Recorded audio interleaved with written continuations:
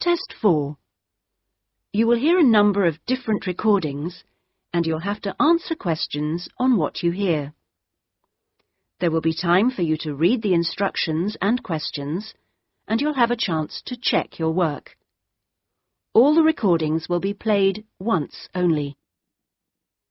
The test is in 4 sections.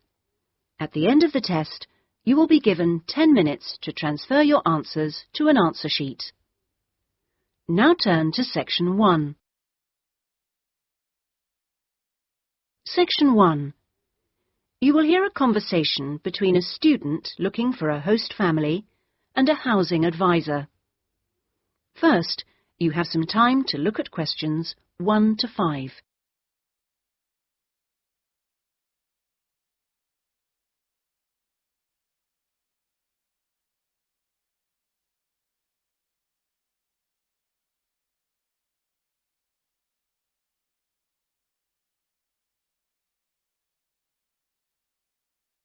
You will see that there is an example which has been done for you.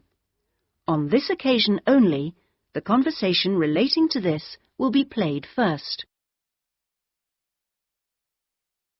Good morning. How can I help you? Good morning. I understand you help fix up students with host families. That's right. Are you interested in... Yes. Well, please sit down and I'll just take a few details. Thank you. Right. Now, what name is it?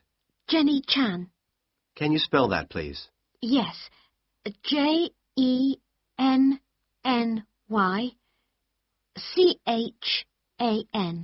Right. And what is your present address? The student's name is Jenny Chan, so Jenny Chan has been written on the form. Now we shall begin. You should answer the questions as you listen, because you will not hear the recording a second time. Listen carefully and answer questions 1 to 5. Good morning. How can I help you? Good morning. I understand you help fix up students with host families. That's right. Are you interested in... Yes. Well, please sit down and I'll just take a few details. Thank you. Right. Now, what name is it? Jenny Chan. Can you spell that, please? Yes. Jenny-Chan.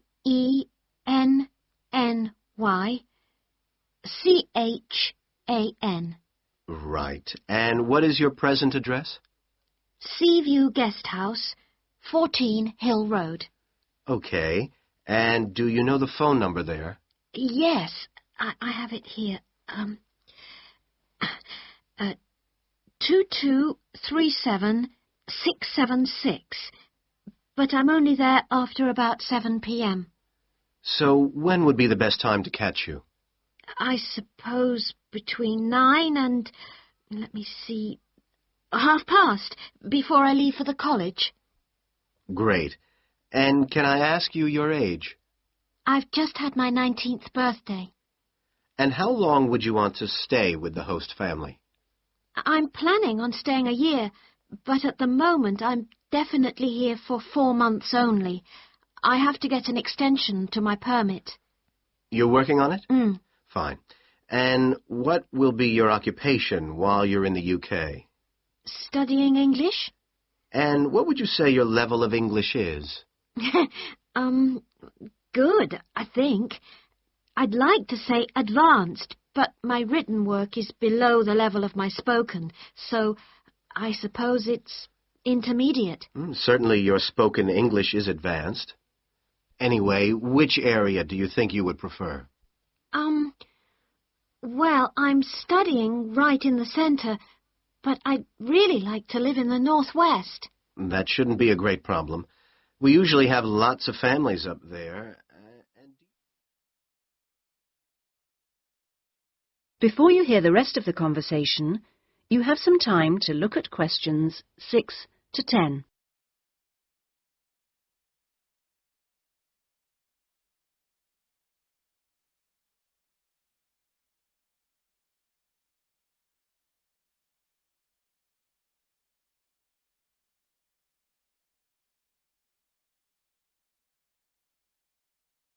Now listen and answer questions 6 to 10.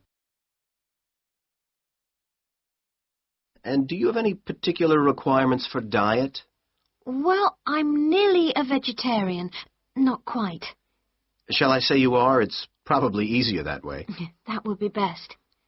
Anything about your actual room? I would prefer my own facilities. En suite, is that right? Mm-hmm. And also, if it's possible, a TV. And I'd also like the house to have a real garden, rather than just a yard. Somewhere I could sit and be peaceful. Is that all? Well, I'm really serious about improving my English, so I'd prefer to be the only guest, if that's possible. No other guests. Yes, you get more practice that way. Anyway, obviously, all this is partly dependent on how much you're willing to pay. What did you have in mind? I was thinking in terms of about 60 to 80 pounds a week, but I'd go up to 100 if it was something special. Well, I don't think we'd have any problems finding something for you. Oh, good. And when would you want it for? I'd like to move in approximately 2 weeks.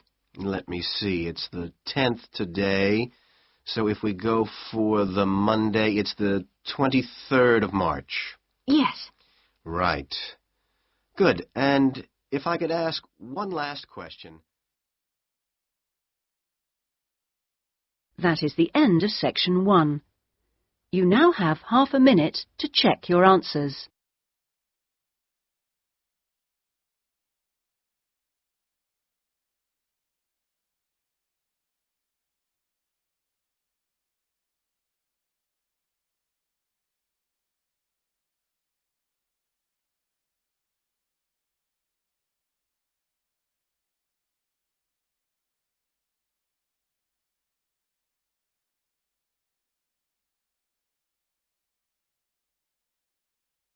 Now turn to section 2.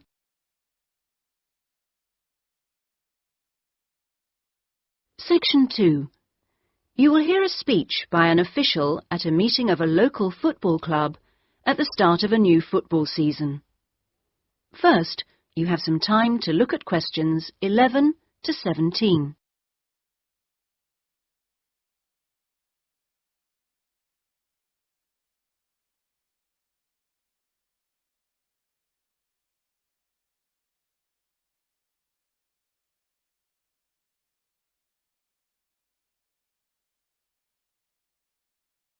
Now listen carefully and answer questions 11 to 17. Good evening, everyone, and thank you for coming to the soccer club meeting. It's good to see so many parents and children here tonight, and I know you're looking forward to a great football season. Now, I'd like to take a few minutes to tell you about some changes to the soccer club for the coming season. Now, this season, we'll be playing all our matches for both the junior and senior competitions at Kings Park, instead of Royal Park, which was used last season. Now, for meetings, we're going to use the clubhouse in Kings Park, and the next meeting will be held in the clubhouse on the 2nd of July. As usual, we hope to begin the season with a picnic next Saturday at the clubhouse. Please try and come to the picnic, as it's always good fun. At the last week of the season, we usually have a dinner and presentation of prizes to the players, and more information about this will be given to you later in the season. This season, we have more teams than ever. We hope to have 10 teams instead of 5 in the junior competition, and they will play on Saturday mornings beginning at 8:30 a.m. Training sessions will be held in Kings Park on Wednesday afternoons for the juniors, and they will be wearing red shirts again this year. In the senior competition, there will be 4 teams, same as last year, and their games will be played on Saturday afternoons, starting at 2:30. It will be at a 2 o'clock start, and the training session for seniors is planned for Sunday afternoons. Before you hear the rest of the speech, you have some time to look at questions 18 to 20.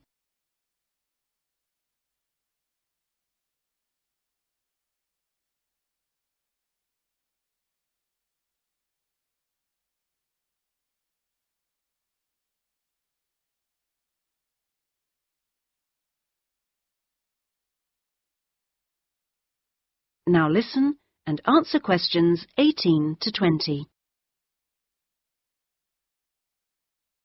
Now, I'd like to introduce you to the new committee for the soccer club for this season. Firstly, let me welcome Robert Young, the new president, who will manage the meetings for the next 2 years.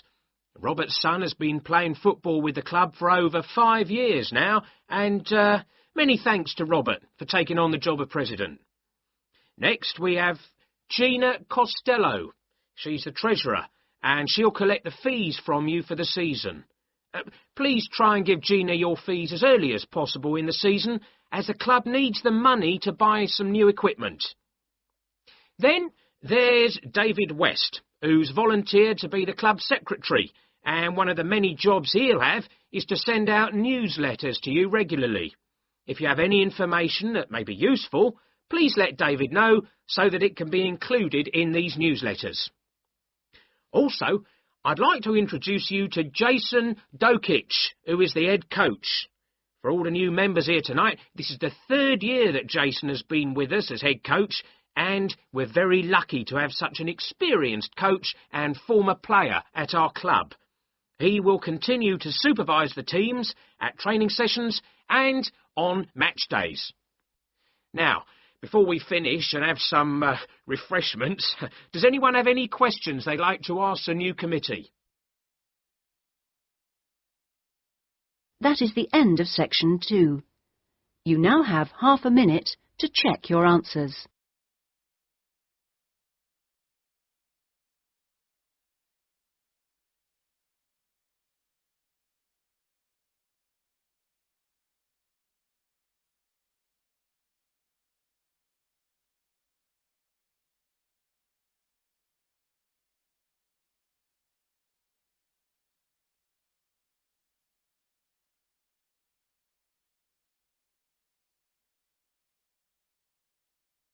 Now turn to section 3.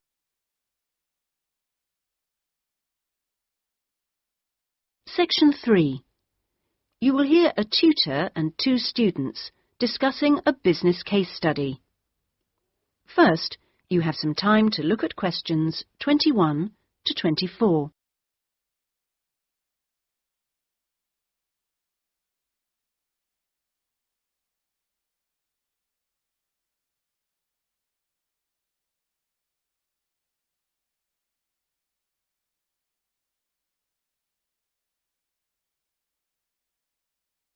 Now listen carefully and answer questions 21 to 24. Right. Jason and Karen, now I asked you to look at the case study for Box Telecom as part of your exam assessment. It's interesting because they're in the middle of problems at the moment, and I want you to track how they deal with them. Let's start with you, Karen. Having read through the case study, can you just summarise what the problems were that Box Telecom had to take on board? Yeah. Well, of course, what first came to their attention was that despite a new advertising campaign, they were suffering from falling sales, and this is something that had many causes. On top of that immediate problem, what had also happened over the last 2 years was that although they had invested in an expansion plan, they had to face up to increased competition.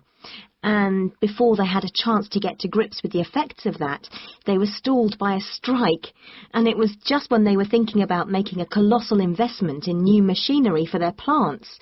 So they were really in trouble. Yes, I think that's fair. And, Jason, now you contacted the company, didn't you? What did the company define as the reasons for these problems? Well, I think they've hit on the right things. It would be easy to say they had invested too heavily or at the wrong time, but in fact the signs were good, and what they were set back by was high interest rates. At the same time, their longer-term problems, which were affecting their market share, were eventually credited to poor training. And having looked at the details in their last report, I think that's right. Before you hear the rest of the discussion, you have some time to look at questions 25 to 30.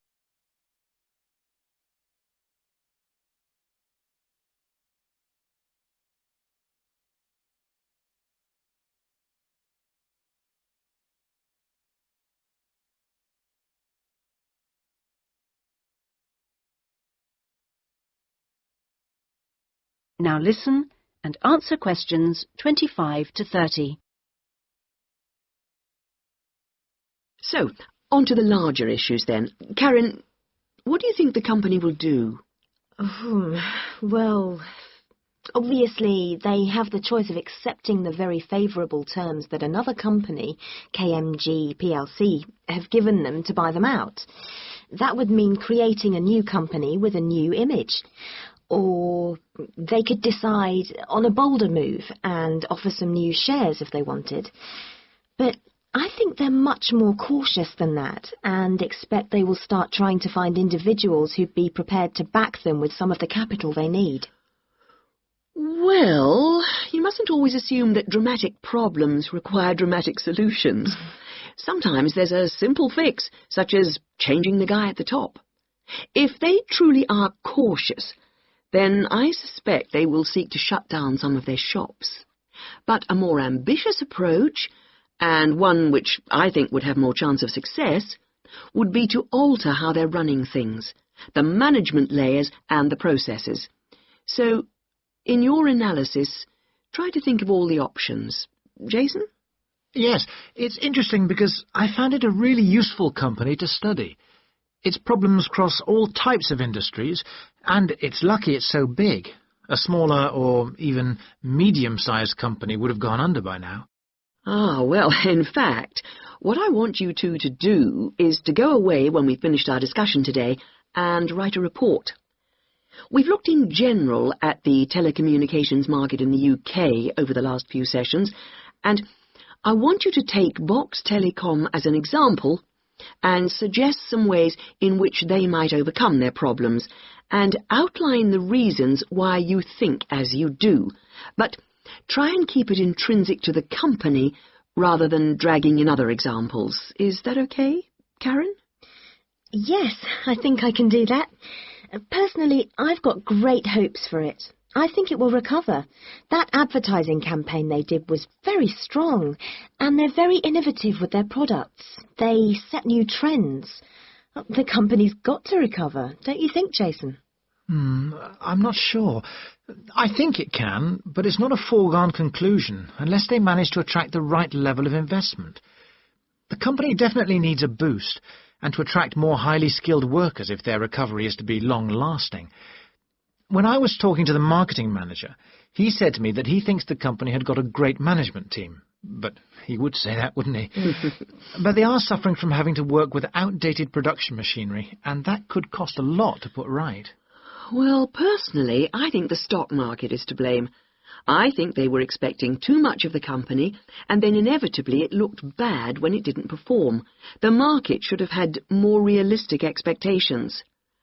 And I disagree with you about the advertising campaign, Karen. That's where they could do with some innovation to get sales kick-started. Anyway, let's see what you come up with those. That is the end of section 3. You now have half a minute to check your answers.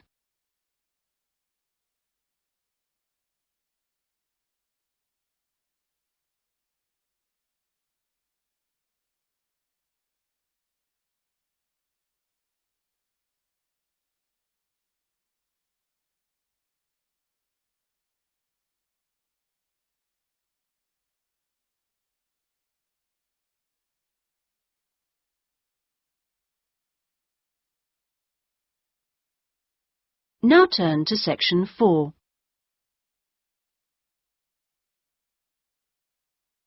Section 4. You will hear a university librarian giving a talk to new students.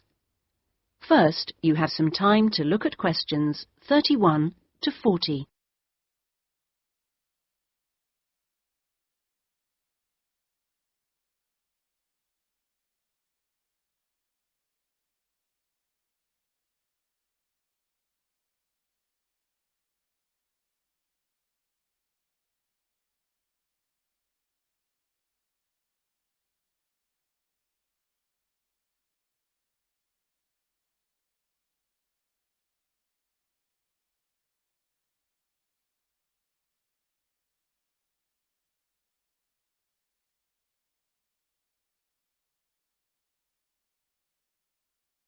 Now listen carefully and answer questions 31 to 40. OK, are you all settled? Well, first of all, welcome to Cardiff University. I'm here to explain what we can offer you. Now, as a new student at the university, you will probably need some sort of guidance to help you to use the library effectively to study and research. Some of you have asked about a guided tour, but we find this rather muddles people. So, in this first week, we run a series of talks which focus on different aspects of the library and its resources. You'll also find that to get the most out of the library, you really do need to be computer literate. And so all this term we run small classes which will bring you up to speed on how to access the computer-loaded information. OK, now let me give you an outline of what's available to you. You'll find that the computers are increasingly used as a research tool. Many students do most of their research on the internet, and the library computers are permanently online. Having found what you need, you'll find you can readily save texts on your personal computer space to print off when you need. You might think that it is the fastest way to get information, but the links can be slow. Clearly, you can find lots on there, but much of it is useless information, as it is from highly debatable sources, so be critical. You'll also find that the library has loaded several CD-ROMs onto the computers from specialist reference sources, such as the MLA. It means we can expand what we offer you at very little extra cost and saves us having to invest in more and more books. The CD-ROMs contain exactly the same information as the reference books, as the two are updated together. Now, most of you will need to refer to journal articles in your work, and you'll find you can also access these online, and we encourage you to do so. Clearly, some of you will find the printed version more accessible as it sits on the shelves, but I'm afraid the intention is to phase these out eventually. However, you will still be able to print off a version of the text rather than photocopying the journal pages. So you must get used to working online. Naturally, we do still have the full range of classic reference books, additional to the CD-ROMs for you to use, and there are several copies of each one. This is because some of you may prefer to borrow a book rather than sit in the library. There is a restricted loan time on these, so that they are not missing from the shelves for too long. Although there is a section manager for each part of the library, they are very busy, and so if you do get stuck looking for things, you should ask the relevant cataloguing assistant. As your training supervisor, I just oversee your induction and will not be around after this initial week.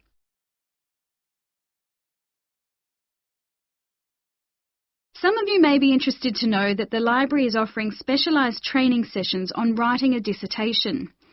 Obviously, this is not relevant to those of you who are undergraduates, it is just for postgraduates. Your department will discuss the planning stage of the dissertation, i.e. what you're going to do with you, and we will focus on the structure of it. However, the training will also include some time on the computers. I realise most of you know how to organise files, but we can show you the different ways to run data programs. Your tutors will tell you at the outset how to set out the chapters they require, but you will need to ask them how they would like you to organise the bibliography, because it varies depending on your subject area. When you've got something together, the trainer here will look through the draft version for you to see if it's okay. And one final point, for those of you who have registered from abroad, we can offer individual sessions on dissertations if you feel you need them. If you require language lessons, then they are available from the International Centre next to the Law Department. That is the end of section 4. You now have half a minute to check your answers.